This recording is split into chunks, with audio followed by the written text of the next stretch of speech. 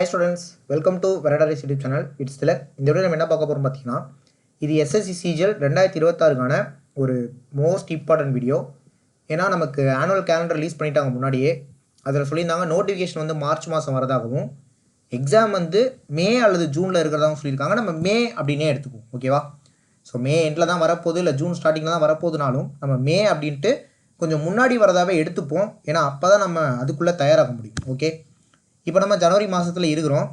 அப்போ 2 மாதத்தில் நோட்டிஃபிகேஷன், 4 மாதத்தில் எக்ஸாம். ஸோ இப்படியாப்பட்ட ஒரு சுச்சுவேஷனில் ஒரு சிஜிஎல்மான எக்ஸாம்ஸை ஃப்ரெஷர்ஸால் கிளியர் பண்ண முடியுமா? அல்லது நான் இப்போ தான் ஒரு 2-3 மாதமாக படிச்சுட்ருக்கேன், என்னால் கிளியர் பண்ண முடியுமா? நான் ஒரு 6 மாதமாக படிச்சுட்ருக்கேன், இல்லை 1 வருஷமாக படிச்சுட்ருக்கேன். எல்லாருக்குமே இது என்ன மாதிரி ஒரு எக்ஸாமாக இருக்க போகுது அப்படிங்கிறத சொல்ல போகிறேன். வீடியோவை கொஞ்சம் கடைசி வரைக்கும் பாருங்கள். ஓகே, முதல் முறை நம்ம சேனலுக்கு வந்தீங்கன்னா மறக்காமல் சப்ஸ்கிரைப் பண்ணிக்கோங்க, வீடியோ லைக் பண்ணுங்கள், கமெண்ட் பண்ணி அதுக்கு ஷேர் பண்ணுங்கள். வாங்க நம்ம வீடியோக்குள்ளே போயிடலாம். ஓகே, இப்போ சிஜிஎல் பொறுத்த வரைக்கும் உங்களுக்கு தெரியும். ஸோ பேட்டர்ன் பொறுத்த வரைக்கும் மேக்ஸ் இருக்க போது, ரீசனிங் இருக்க போது, இங்கிலீஷ் இருக்க போது, ஜிஎஸ் இருக்க போகிறது. ஒரு டாப்பிக்லேருந்துமே 25 கொஷின், மொத்தமாக 1 மணி நேரம். ஓகே, இதில் பொறுத்த வரைக்கும் ஸோ மேக்ஸ் ஆகட்டும், ரீசனிங் ஆகட்டும் 25 கொஷின் வருது அப்படின்னா மொத்தமாக 50 கொஷின். இதில் கண்டிப்பாக ஒரு 45 கொஷின், ஒரு 45க்கு மேலேயாவது நம்மளால் அடிக்கணும். டிஃபிகல்ட்டி லெவல் ஸ்லாட்டு பொறுத்து, ஷிஃப்ட் பொறுத்து மாறும். அப்போ அதுக்கேற்ற மாதிரி சினாரியோ மாறும். அப்போ நம்ம ஒரு 40 கொஷின் அடிச்சிருந்தாலே சேஃப் சோன் தான். பட் இருந்தாலும் ஒரு ஆவரேஜாக 50 கொஷினில் 45க்கு மேலே ஓகேவா இருந்தது அப்படின்னா அது ஒரு நல்ல அட்டெம்ப்டாக இருக்கும் சிஜிஎல் பொறுத்த வரைக்கும் நான் சொல்கிறேன். நெக்ஸ்ட்டு எடுத்துக்கிட்டோன்னா இங்கிலீஷ் பொறுத்த வரைக்கும் full and full knowledge oriented. உங்களுக்கு இங்கிலீஷ் எந்த அளவுக்கு தெரியுமோ அந்தளவுக்கு உங்கள் மார்க் வந்துட போகுது, இவ்வளோ தான். ஓகேவா? அப்போ என்ன பண்ணலாம் அப்படின்னா ஃபுல் அண்ட் ஃபுல் இங்கிலீஷில் உங்களோட ரீடிங் எபிலிட்டியை வந்து இம்ப்ரூவ் பண்ணிக்கோங்க. ஸோ இங்கிலீஷில் வந்து நிறையா ரீட் பண்ணிட்டே இருங்க. ஸோ எந்த அளவுக்கு நீங்கள் ரீடிங்கில் நல்லா டெவலப் ஆகுறீங்களோ அந்தளவுக்கு ஃபஸ்ட்டு உங்களுக்கு இங்கிலீஷ் வந்து இம்ப்ரூவ் ஆகும். ஏன்னா ரீட் பண்ண ஒக்கேப் பார்ட் வந்து ஸ்ட்ராங் ஆகிட்டே போகும். அடுத்த பார்ட்டு கிராமர்.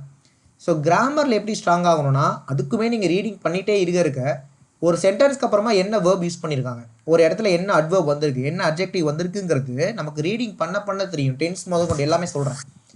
இதை ஒரு சைட் பண்ணிக்கிட்டே இன்னொரு சைடு வந்து பார்த்தீங்கன்னா so previous year questions, so CGL ஆகட்டும், சிஹெச்எஸ்எல் ஆகட்டும், எம்டிஎஸ் ஆகட்டும், லாஸ்ட் ஒரு 2-3 வருஷம் நடந்த எல்லாத்தையுமே எடுத்து பாருங்கள்.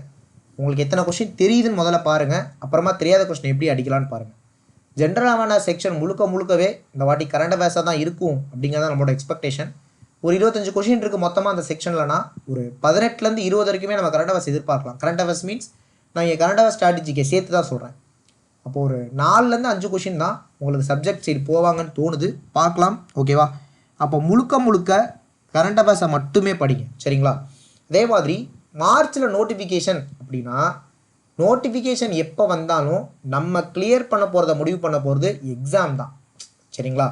அப்போ மார்ச்சில் நோட்டிஃபிகேஷன் அப்படிங்கிறதையே நீங்கள் விட்டுட்டு ஓகேவா, ஸோ இதை அப்படியே ஒமிட் பண்ணிவிட்டு இதை மட்டும் பாருங்கள். அப்போ எனக்கு மே மாதம் எக்ஸாம், அப்போ எனக்கு 4 மாதம் டைம் இருக்குது. ஒரு 120 நாள் கையில் வச்சுக்கோம்.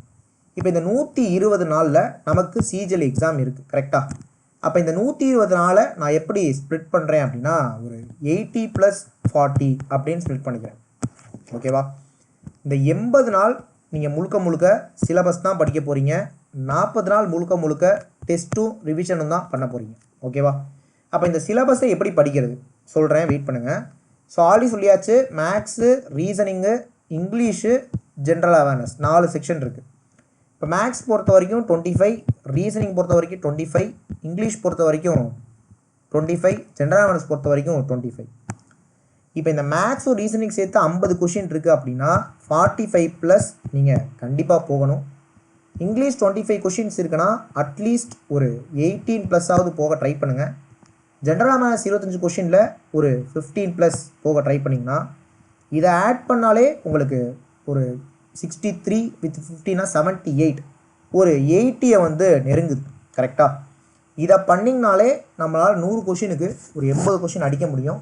ஏன்னா எவ்வளோ வேக்கன்சிஸ் வரப்போகுதுங்கிறது நமக்கு தெரியல. இதுக்கு முன்னாடி போன வருஷம் வந்த சிஜிஎலை விட அதுக்கும் போன வருடங்கள் எல்லாமே வேக்கன்சி நிறையா வந்துருச்சு.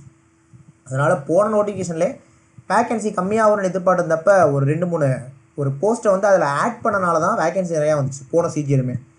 அப்போ இந்த சிஜிஎல்ல எவ்வளோ வேக்கன்சிஸ் வரப்போகுது, நல்ல வேக்கன்சி வந்தால் ஓகே, ஓரளவு ஒரு ஆவரேஜான வேக்கன்சி தான் வருதுன்றப்ப கட் ஆஃப் வந்து அதுக்கேற்ற மாதிரி அதிகமாகும். ஸோ ஒரு 75 ப்ளஸ் அல்லது 80ங்கிற அட்டெம்ப்ட் வந்து பார்த்தீங்கன்னா கரெக்டாக இருக்கும். சரி, ஓகே. இதை அட்டன் பண்ணுறதுக்கு நாங்கள் என்ன பண்ணணும் அதை தான் சொல்லியிருந்தேன். 80 + 40 அப்படின்னு சொல்லிட்டு இந்த 40 நாள் full and full revision test அதை ஓரங்கட்டி வச்சுருங்க. இந்த 80 நாளில் தான் நம்ம ஃபுல்லாக சிலபஸ் படிக்க போகிறோம். ஓகே. ஸோ இதை பொறுத்த வரைக்கும் நான் என்ன பண்ண போகிறேன் அப்படின்னா, மற்ற எக்ஸாம்ஸ்லலாம் நம்ம வந்து பார்த்திங்கன்னா இப்போ ரீசனிங் ஆகட்டும், மேக்ஸ் ஆகட்டும், அதுக்கு டைம் அதிகமாக கொடுக்குறது, இல்லை ஒரு சில எக்ஸாமில் ஜென்ரல் அவேர்னஸ்க்கு டைம் அதிகமாக கொடுக்குறது, அந்த மாதிரிலாம் பண்ணுவோம். இப்போ நான் அதை பண்ண போகிறதே இல்லை. 4 சப்ஜெக்ட்டுக்குமே நான் ஈக்குவல் டைம் தான் கொடுக்க போகிறேன். அதாவது இப்போ நீங்கள் ஒரு 4 மணி நேரம் தான் உங்களால் ஒரு நாளைக்கு படிக்க முடியும்னா, மேக்ஸ் 1 மணி நேரம், ரீசனிங் 1 மணி நேரம், இங்கிலீஷ் 1 மணி நேரம், ஜென்ரல் அவேர்னஸ் 1 மணி நேரம் கொடுங்க. இல்லை சார் என்னால் ஒரு 6 மணி நேரம் படிக்க முடியும்னா எல்லாத்துக்குமே 1.5 மணி நேரம் கொடுங்க. 8 மணி நேரம்னா 2 மணி நேரம் கொடுங்க. 10 மணி நேரம்னா 2.5 மணி நேரம் கொடுங்க. எனக்கு தெரிஞ்சு மோஸ்ட் ப்ராபபிளாக இதை பண்ண முடியும். 10 மணி நேரம் நீங்கள் ஒரு நாளைக்கு படிக்கிறீங்கன்னா ஒரு செக்ஷனுக்குமே நீங்கள் 2.5 மணி நேரம் தாராளமாக கொடுக்கலாம். அப்போ இந்த 2.5 மணி நேரத்தில் என்ன பண்ணுறது? ஆல்ரெடி 3 மாதமாக படிக்கிறவங்க, 6 மாதமாக படிக்கிறவங்க, 1 வருஷமாக படிக்கிறவங்க எல்லாருமே முதல்ல உங்களுக்கு என்னென்ன டாப்பிக்லாம் தெரியாதோ அதை முடிச்சு விட்டே வாங்க. என்னென்ன டாப்பிக்லாம் தெரியாதோ அதை முடிச்சு விட்டு வாங்க. ஒன்ஸ் இப்போ எனக்கு தெரியாத டாப்பிக்கே இல்லை அப்படின்றப்ப நான் என்ன சார் பண்ணுறது அப்படின்னா, அடுத்து எல்லா டாப்பிக்குமே ஜஸ்ட்டு ரிவிஷன் பண்ணிக்கிட்டே வாங்க. ஓகேவா? ஆல்ரெடி படித்தவங்க இந்த மாதிரி பண்ணுங்கள். ஃப்ரெஷ்ஷாக இருக்கிறவங்க ஃப்ரம் 0லேருந்து ஸ்டார்ட் பண்ணணும். ஓகேவா? ஒரு டாப்பிக்குமே பேசிக் கற்றுக்கோங்க. எப்படி ஒரு கொஷினை அப்ரோச் பண்ணதுன்னு கற்றுக்கோங்க. ஸோ ஷார்ட்கட்டாக எப்படி பண்ணலாங்கிறத கற்றுக்கோங்க. ஏன்னா ஒரு சில டாப்பிக்லாம் 4 ஷார்ட்கட் இருக்கும்.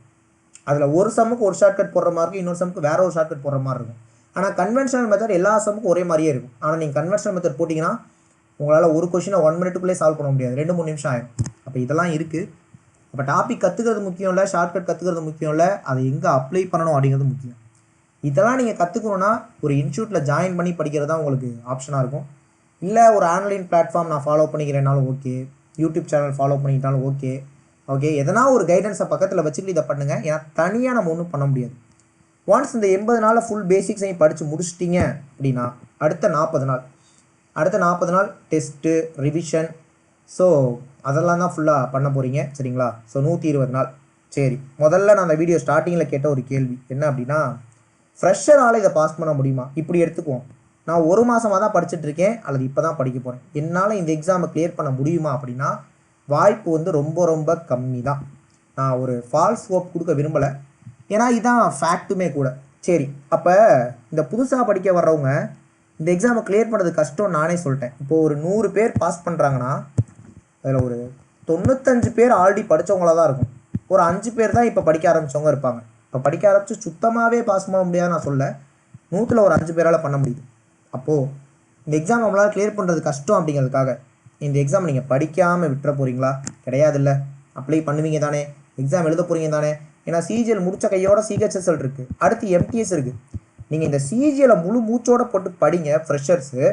இதுக்கான ரிசல்ட்டு பாஸ் ஆனாலும் ஓகே, இல்லை ஃபெயில் ஆனாலும் ஓகே, வாட் எவர். அடுத்து வர சிஹெச்எஸ்எல்லையும் அடுத்து வர எம்டிஎஸ்லையும் உங்களால் பாஸ் பண்ண முடியும்.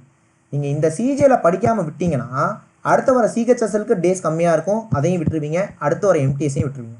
நீங்கள் இப்போலேருந்தே படிக்க ஆரம்பிச்சிங்கன்னா தான் உங்களால் ஃபோக்கஸ் பண்ண முடியும். அதனால் சிஜிஎல் ரிசல்ட் என்னன்னாலும் வரட்டும், ஓகேவா? Don't focus on result, only focus on process. Full and full சிஹெச்எஸ்ல ஃபோக்கஸ் பண்ணுங்கள், எம்டிஎஸில் ஃபோக்கஸ் பண்ணுங்கள், சிஜிஎல் அதனால் படிங்க. நீங்கள் சிஜிஎல் படித்தா தான் வரப்போகிற சிஹெச்எஸ் எம்டிஎஸ்ஸாவது பாஸ் பண்ண முடியும். நான் அந்த மாதிரி சொல்ல வரேன், ரைட்டா? அப்போ ஆல்ரெடி படிச்சுட்டு இருக்கவங்க இந்த 2026 சிஜிஎல் கடைசியாக வச்சுக்கோங்க. இதில் கண்டிப்பாக நீங்கள் பாஸ் பண்ணி போயிடணும். இல்லை நான் இப்போ தான் படிக்க ஆரம்பிக்கிறேன்றவங்களும் இந்த 2026க்குள்ளே ஏதாவது ஒரு எக்ஸாம் பாஸ் பண்ணிடணும். அதுக்கு நீங்கள் இந்த சிஜிஎல்லை படிக்கணும், ஓகேவா? ஸோ இந்த சிஜிஎல்லில் மேற்கொண்டு உங்களுக்கு என்னென்ன வீடியோஸ்லாம் தேவைப்படுதுங்கிறத கமெண்ட்டில் சொன்னீங்கன்னா நம்ம அடுத்தடுத்து சிஜிஎல்கான வீடியோஸ் நம்ம சேனலில் கொண்டு வரோம். ஸோ தொடர்ந்து நம்ம சேனல் பாருங்கள், சப்ஸ்கிரைப் பண்ணாமல் சப்ஸ்கிரைப் பண்ணி வச்சுக்கோங்க. அடுத்து ஒரு முக்கியமான வீடியோவில் பார்க்கலாம். தேங்க்யூ.